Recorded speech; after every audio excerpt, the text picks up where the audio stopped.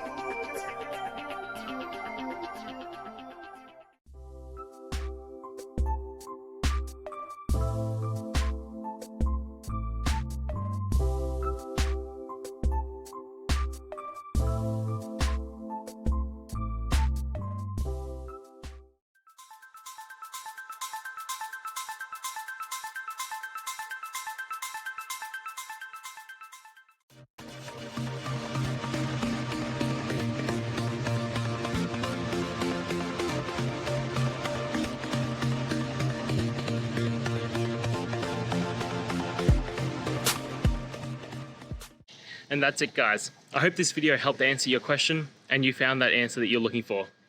Now, please hit subscribe if it helped. I really appreciate it. And I'll see you next time on another one of these videos. Cheers.